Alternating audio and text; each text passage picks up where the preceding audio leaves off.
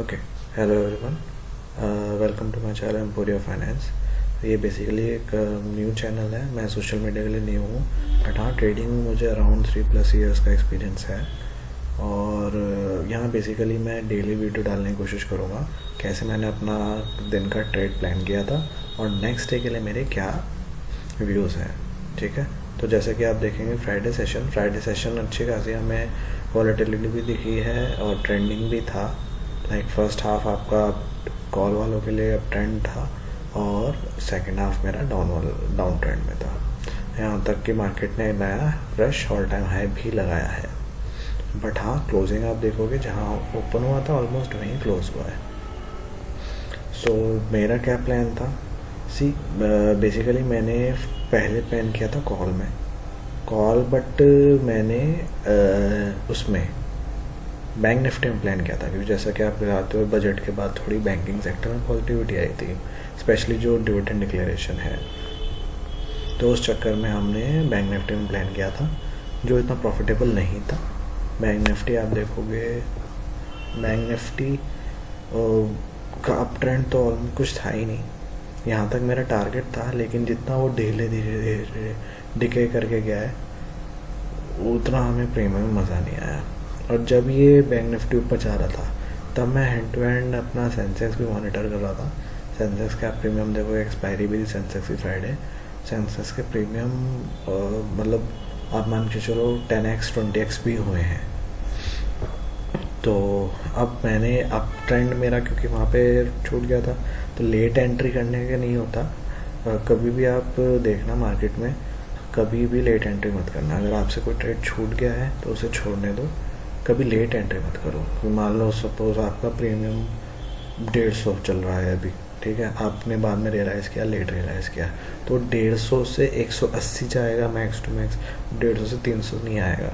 लेकिन रिस्क कितना होगा हमारा, वो 150 का पूरा, क्योंकि ऑलरेडी प्रीमियम काफ़ी हाई है। हल्का सा भी, थोड़ा सा भी करेक्शन आया तो प्रीमियम आपको ऑलमोस्ट आधा हो जाएगा।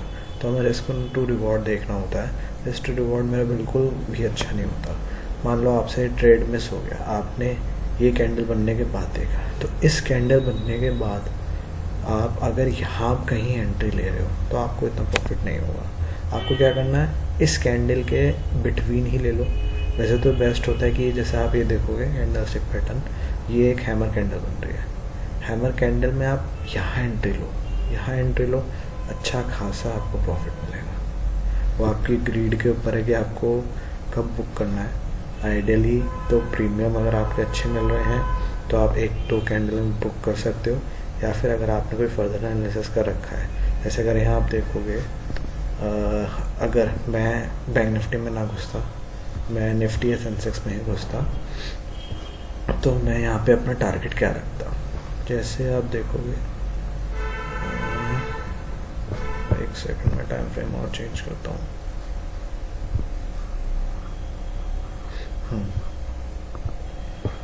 ये 1 आवर टाइम फ्रेम है। ये अभी एनालिसिस वगैरह जो मेरी है वो मैं आपको बताऊंगा, उसकी टेंशन ना लो आप। यार देखोगे, यहाँ गैप था 21,960 से लेके 21,850, ठीक है। तो जाहिर सी बात है, जब मार्केट यहाँ तक आया है, इतने ऊपर तक आया है, ऊपर से काफ़ी अच्छा गैप अप हो गया हुआ है और उसने करेक्शन नहीं दिया। एक होता है कि आपको करेक्ट दे रहा है फिर ऊपर जा रहा है, जब हाई काट रहा है वो सीधा ऊपर गया है, तो बहुत ज़्यादा प्रोबेबिलिटी होती है कि ये अपना जो मेजर गैप होता है वो फिल करे। तो यहाँ मिनिमम हमारा 21,973 के टारगेट थे। उसके ऊपर 22,000 रुपये का एक राउंड लेवल साइकोलॉजिकल लेवल होता है, वो होता है, वहाँ भी नहीं रुकता है तो एक फ्रेश ऑल टाइम हाई की तरफ जाता है। ये मेरे मिनिमम टारगेट होता है, ठीक है। और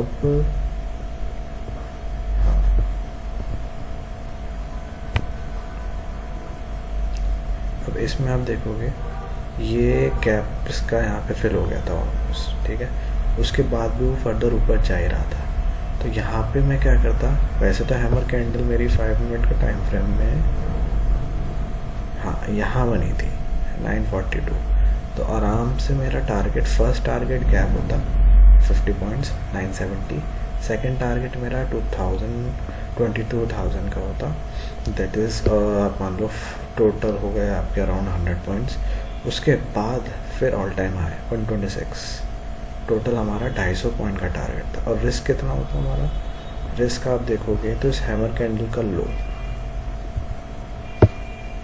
ये हैमर कैंडल का लो आप मान के चलो 21938 से लेके 21949, तो हमारा मोटा मोटा 10 रुपये का 10 पॉइंट का यहाँ पे रिस्क था और रिवॉर्ड 250 पॉइंट, तो बहुत अच्छी प्रोबेबिलिटी थी यहाँ पे। मेरा फर्स्ट टारगेट भी देखो, मैं कह रहा हूँ कि मेरे सारे टारगेट अभी नहीं होते, सिर्फ 1 टारगेट भी अचीव होता तो भी मुझे 50 पॉइंट मिलते थे। तो 1:5 का सीधा सीधा यहाँ पे टारगेट था। तो ऐसे ही ट्रेड आप आइडेंटिफाई करा करो। यहाँ अगर आप गैप फिल हुआ था इस कैंडल में, ये पहली कैंडल में हो गया था, इसमें आप रन करोगे तो आप देखोगे नेक्स्ट टारगेट 22,000 है, तो दैट इज़ लाइक 30-40 पॉइंट्स।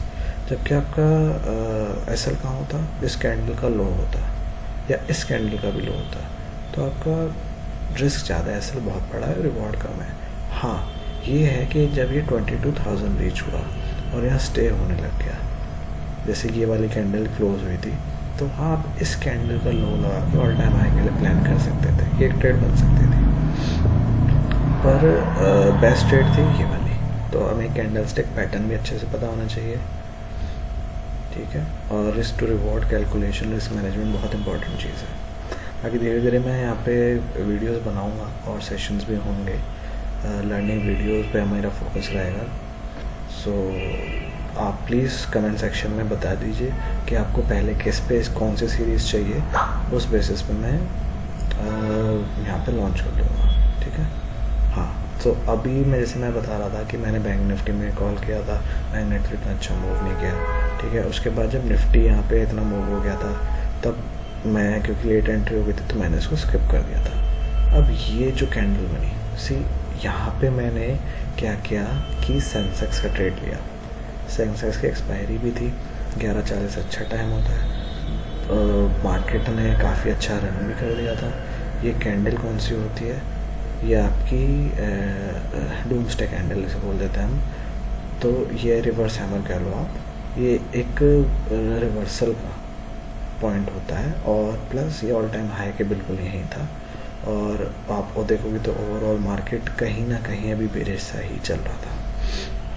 तो यहाँ पे क्या किया मैंने, ये कैंडल पे, सेकंड कैंडल पे इस कैंडल का लो एसएल लगा के मैंने यहाँ पे इसको सेंसेक्स में शॉर्ट किया था। सेंसेक्स और निफ्टी का चार्ट ऑलमोस्ट सेम रहता है, ये ट्रेडिंग में आपको सेंसेक्स का नहीं मिलेगा। मैं आपको सेंसेक्स का अगर चार्ट देखना है तो मैं ज़रूरत है कि उसमें दिखा देता हूँ। हाँ ये देखोगे आप तो सेम है, ये 11:40 वाली कैंडल है। तो इस कैंडल के क्लोज होने के बाद मैंने नेक्स्ट कैंडल पे 11:45 के अराउंड ट्रेड प्लान किया था। कौन सा प्लान किया था, मैंने यहाँ पे रखा था कि मेरा अगर ये गिरेगा तो एटलीस्ट सपोर्ट लेने के लिए यहाँ तक तो आएगा, तो 72,500 के आसपास का मेरा टारगेट था, ठीक है। ये मेरा फ्राइडे का PNL है, मैं एक बार इसको रिफ्रेश कर देता हूँ, एक सेकेंड। हाँ सो ये मेरा फ्राइडे का PNL है, इसमें मैं आपको दिखाऊंगा मेरा ये एक तो लॉस हुआ है, ठीक है। इस लॉस का मैं भी वीडियो के बाद में बताता हूँ। ये एक मेरा प्रॉफिट हुआ, इसमें आप देखोगे मैंने पॉइंट्स कितने कैप्चर करे हैं। ये है मेरा 72,500 का P, जैसे मैंने बोला 72,500 मेरा टारगेट है। 72,500 का मैंने P शॉर्ट किया था, P बाय किया था 50,000 के अमाउंट से, 450 क्वान्टिटी 107 पे, ठीक है। और ये मैंने 303 पे बेचा है, तो आप देखोगे ऑलमोस्ट 3 टाइम्स हो गया। तो ऐसी सी ट्रेड ढूंढनी होती है।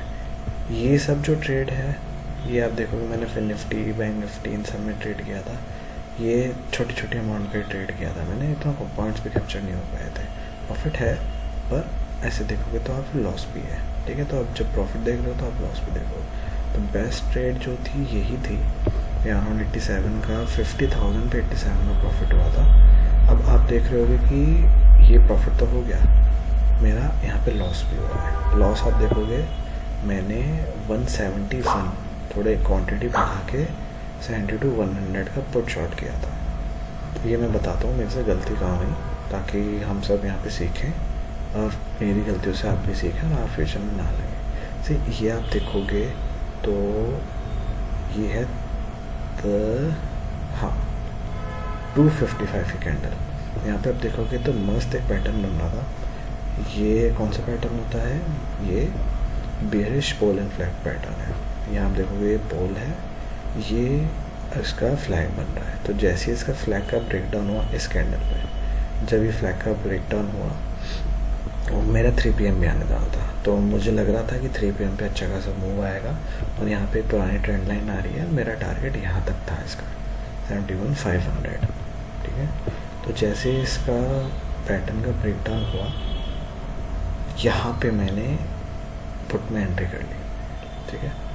अब दिक्कत क्या हुई, इमीडिएटली वो ऊपर चला गया, उसके बाद धीरे धीरे नीचे भी गया, पर जब ये इमीडिएटली वापस अंदर गया मैंने अपना लॉस बुक कर लिया था। उसके बाद भले ही मैं थोड़ा होल्ड कर लेता तो शायद मैं कॉस्ट टू कॉस्ट निकल जाता, बट कोई नहीं, अगर मैं ना निकलता तो क्या पता यहाँ से पूरा वापस यहाँ आ जाता, तब मेरा वो ज़ीरो ही हो जाता। तो इससे अच्छा है कि मैं लॉस बुक कर लूँ। तो यहाँ पे देखोगे वैसे तो 44% डिप है लॉस, लेकिन अमाउंट ज़्यादा इसलिए क्योंकि मैंने यहाँ पे क्वांटिटी बढ़ा ली थी। यहीं आप देखोगे तो यहाँ 181% है, ठीक है। सो ये था मेरा जो मैंने फ्राइडे कैसे अपना ट्रेड प्लान किया था। अब बात करते हैं मंडे की आप देखोगे, पहले मैं अपना लॉन्ग टर्म व्यू बताता हूँ, क्योंकि अगर आप वीक का ही पूरा व्यू हो जाएगा। मैं यहाँ पे आपको लॉन्ग टाइम फ्रेम ले सकता हूँ। यहाँ आप देखोगे तो ये एक तरह से एम पैटर्न बन रहा है लॉन्ग टाइम फ्रेम में। अगर मैं निफ्टी की बात करूँ, बैंक निफ्टी तो आपको पता है ये काफ़ी वीक है, अपने ऑल टाइम के आसपास भी नहीं है। बट अगर मैं निफ्टी की बात करूँ तो निफ्टी जो स्ट्रॉन्ग है उसमें भी अगर आप देखोगे तो ये ऐसे नीचे गया, ये ऊपर गया, ठीक है। अब यहाँ से फिर नीचे आ रहा है, तो प्रोबेबिलिटी क्या है, प्रोबेबिलिटी, क्योंकि यहाँ शॉर्ट कुछ नहीं होता, मार्केट सुप्रीम होता है, यहाँ पे हम प्रोबेबिलिटी पे चलते हैं। तो प्रोबेबिलिटी ये है कि यहाँ पे एक लॉन्ग टाइम फ्रेम में एम पैटर्न बने और एक हमें अच्छा खासा करेक्शन आप यहाँ पे आने वाले टाइम में दिख सकता है। और आप एक चीज़ और नोटिस करोगे, ये मैं पहले ड्राइंग से हटा देता हूँ, एक सेकेंड।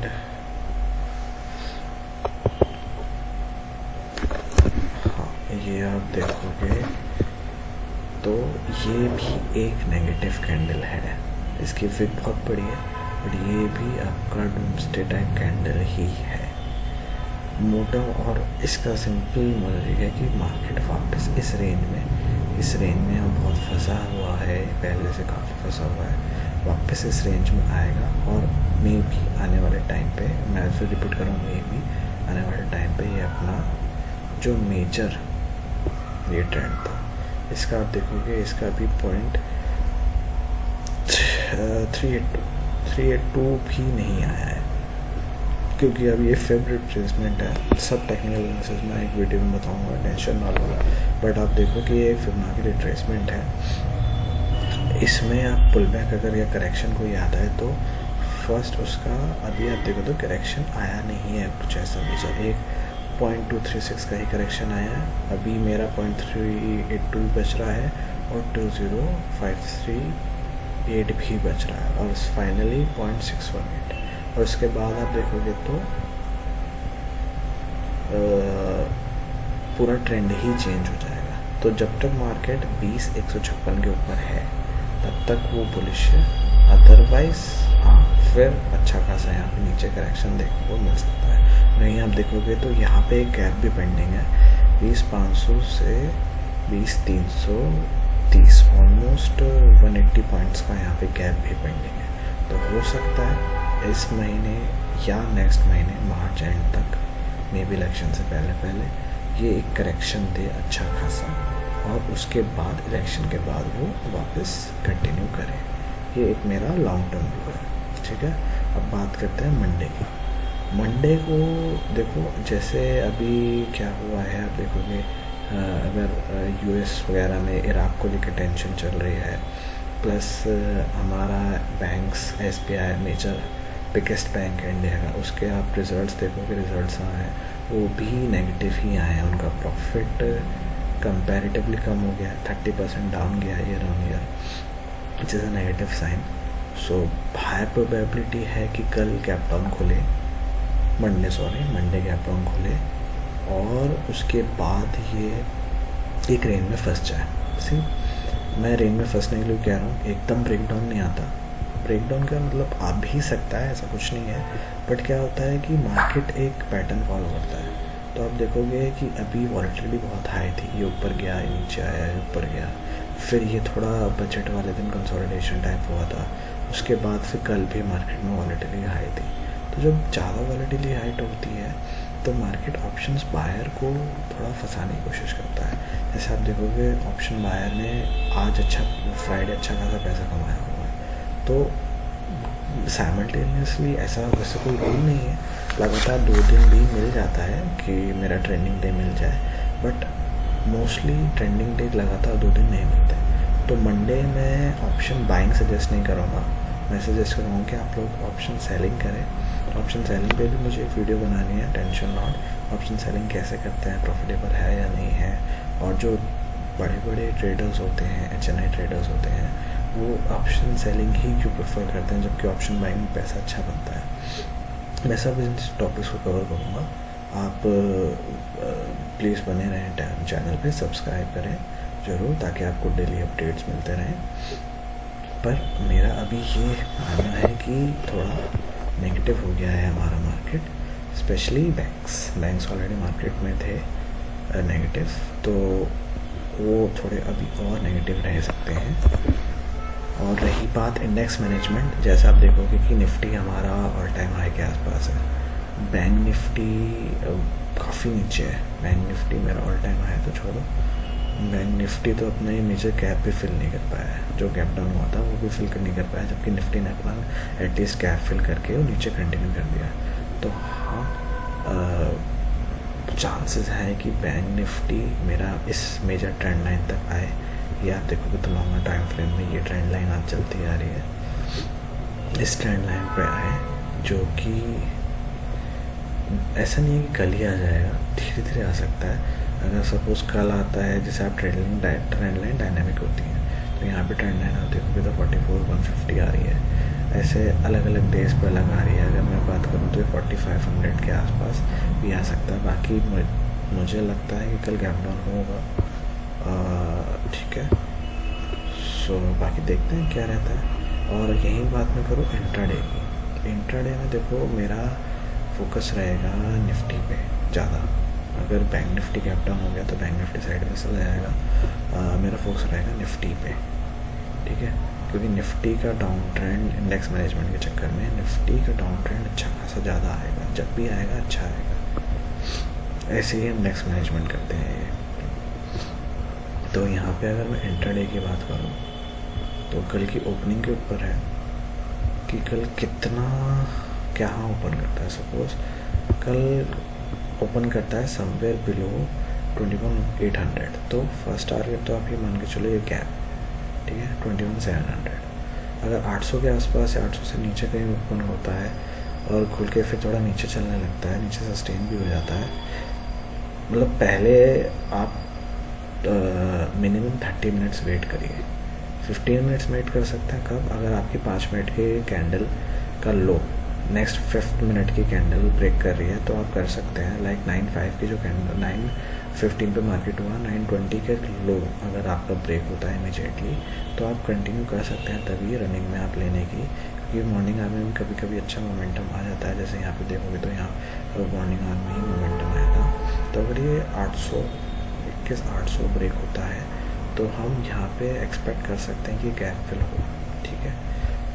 अब अगर ये गैप फिल हो गया उसके बाद और मार्केट नीचे जाने लगती है तो आप ये लेवल्स मार्क करके रखें, ये प्रीवियस सपोर्ट्स हैं मार्केट के, ये सारे फिर टेस्ट हो सकते हैं। आपका फिर 670 आएगा, फिर 600 आएगा, इसके नीचे मैं अभी नहीं एक्सपेक्ट कर रहा कि एक दिन में मार्केट इसके नीचे आ जाएगा। हाँ, लेकिन तो आप इसके नीचे तो अभी आप एक्सपेक्ट ना करें। अगर चला भी जाते हैं तो कोई नहीं, बात कोई दिक्कत नहीं है, हमने अच्छे खासे पॉइंट्स करते पढ़ लिए होंगे तब तक। लेकिन अगर सपोज मार्केट गैप अप खुलता है तो डिपेंड करेगा कि अगर 50 पॉइंट्स का गैप खुल रहा है तो ये हो सकता है कि ये खुलते ही नीचे आने लगे। लेकिन अगर 900 से ऊपर खुलता है, ठीक है, तो और थोड़ा 15 मिनट आप वेट करना, 900 के ऊपर ही रहता है 15 मिनट, तो आप मान के चलो ये जो इसका अब जो यहाँ पे सपोर्ट था अब रेजिस्टेंस बन गया है, ये आप मान के चलो। हाँ, ये वाली जो कैंडल है ना, इस कैंडल का है। हाँ, 955 फर्स्ट टारगेट। आप 900 के ऊपर निकलता है, स्टे भी करता है तो 50 पॉइंट्स का ये टारगेट है। उसके बाद ये जहाँ से मेन रिटर्न चालू हुआ था, ये एक टारगेट है। नेक्स्ट इसके ऊपर ये टारगेट है, और इसके ऊपर रहता है तो अच्छा खासा रिवर्सल होएगा, फिर फ्रेश ऑल टाइम हाइज ही मिलेंगे। उसके बाद हम बाय पॉइंट्स वगैरह कंसिडर कर सकते हैं, ठीक है। सो ये था मेरा निफ्टी का एनालिसिस। यही बात करूँ बैंक निफ्टी की, तो बैंक निफ्टी में देखिए यहाँ पे जो मैंने सेंसेक्स में कोशिश करी थी कि वो पोलैंड फ्लैग यहाँ बनना चाहिए, वो यहाँ ज़रूर बन गया। तो मॉर्निंग में मैंने बैंक निफ्टी में घुस के कॉल में ऑप्शन में थोड़ा लॉस कर दिया, और सिमिलरली सेकेंड हाफ में मैंने बैंक निफ्टी ना घुस के लॉस कर लिया, तो कोई नहीं। हाँ, तो यहाँ पे अगर मैं बात करूँ तो अगर ये इसके नीचे निकलता है, ठीक है, 45,720 ये मैं मार्क कर देता हूँ, 45,720 के नीचे निकलता है तो मेरा फर्स्ट टारगेट आएगा ये, यहाँ पे जो कंसोलिडेशन हुई थी, ये 200 पॉइंट का मोटा मोटा टारगेट है यहाँ पे, 180 अराउंड 45,500 पकड़ के चलिए आपको इसको। और उसके बाद अगर ये भी टूटता है तो ये 45,500 के नीचे अगर टूटता है तो फिर 45,000 हम देखने को मिल सकता है कल, ठीक है। यही बात ऊपर की, तो ऊपर अगर यहाँ अगर आप मान के चलो 46,300 के ऊपर अगर जाता है, 46,300 के ऊपर, हाँ, तो आप ये मान के चलिए ये एक यहाँ पे जो यहाँ से पुराना रेजिस्टेंस भी है, इसको भी ब्रेक करके ऊपर जा सकता है 47,000 के ऊपर, 47,186, उसके ऊपर 47,470। सो ये था मेरा बैंक निफ्टी एंड निफ्टी का एनालिसिस। सी ये मेरी पहली वीडियो है एंड सोशल मीडिया प्लेटफॉर्म, इस पर कोचिंग वगैरह ये सब चीज़ें मेरे लिए न्यू हैं, तो प्लीज़ आपका सपोर्ट चाहिए। मेरे काफ़ी इम्प्रूवमेंट अभी आपको आगे देखने को मिलेगी। बाकी आपके valuable feedbacks please comment section में ज़रूर मेंशन करें, और हाँ, सब्सक्राइब करें ताकि मेरी डेली अपडेटेड वीडियोस आपको पता चल पाए। So thank you so much for being with me. Thank you.